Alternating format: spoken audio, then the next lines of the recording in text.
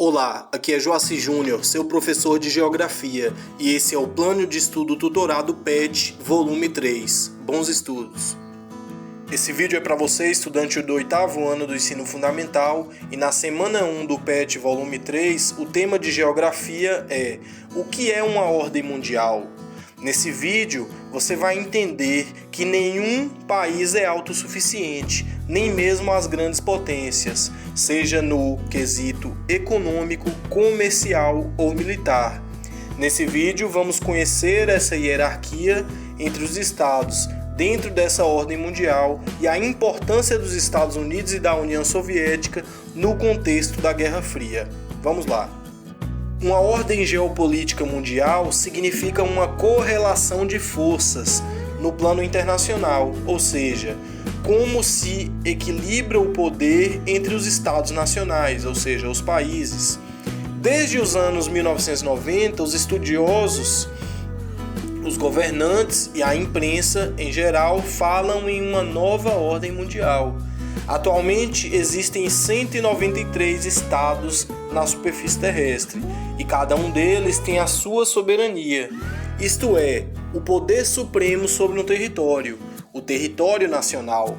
Isso quer dizer que, teoricamente, cada um pode fazer o que bem entender no seu território, mas praticamente nenhum país é autossuficiente, isso é, todos dependem dos demais. E muitos atos praticados por um Estado podem chocar ou agredir direta ou indiretamente outras nações.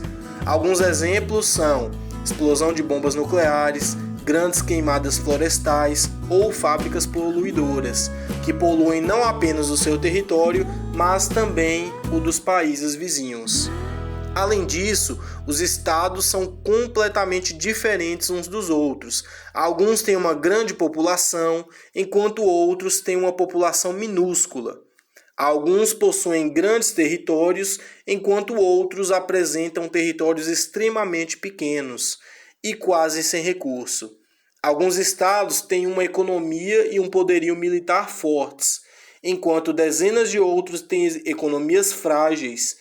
Isso significa que existe uma hierarquia de estados, com alguns muito poderosos, as chamadas grandes potências.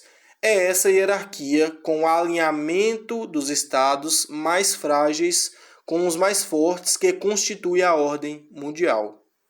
No início do século XX, antes das duas guerras mundiais, havia uma ordem mundial multipolar, com várias grandes potências, dentre eles Reino Unido, Alemanha, Japão, Estados Unidos e Rússia. Esses estados disputavam a hegemonia internacional. Hegemonia seria o poder internacional, o mando internacional, porém com certo equilíbrio. A partir de 1945, após o fim da Segunda Guerra Mundial, essa ordem mundial, que era multipolar, desmoronou completamente. Os impérios coloniais das potências europeias, pouco a pouco, ruíram. Ocorreu a descolonização das nações africanas e asiáticas e nasceu uma nova ordem mundial, a ordem bipolar, em que, de um lado, estavam os Estados Unidos, com o capitalismo, e do outro lado, a União das Repúblicas Socialistas Soviéticas, a União Soviética, do lado do socialismo. Mas uma ordem mundial, ela sempre é dinâmica, pois mesmo que dure um século ou mais, com o passar do tempo vão ocorrer mudanças que podem transformar toda a configuração de poder internacional. Uma ordem geopolítica mundial, portanto, é essa situação sempre provisória de configuração do poder em termos internacionais, do nível das relações econômicas, diplomáticas e militares entre os países. Normalmente se define uma ordem mundial pela presença de uma ou mais grandes potências mundiais. Daí se falar em ordem uni- ou monopolar, quando há uma única grande potência, e bipolar quando há duas, multipolar quando são várias. Os países europeus, principalmente a Alemanha, a França e o Reino Unido, sofreram perdas enormes com a Segunda Guerra.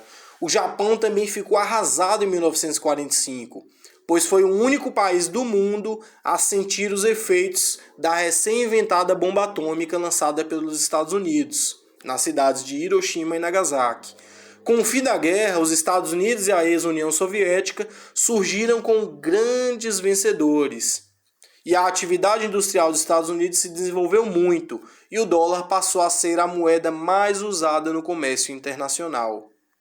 Chegou a hora de testar seus conhecimentos. É importante que você faça pesquisas e consultas para realizar com sucesso suas atividades.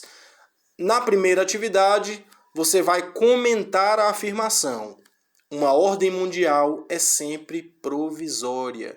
Então, por que uma ordem mundial é sempre provisória? Porque ela pode demorar muito tempo ou pouco tempo e, com certeza, a situação, né, vai mudar.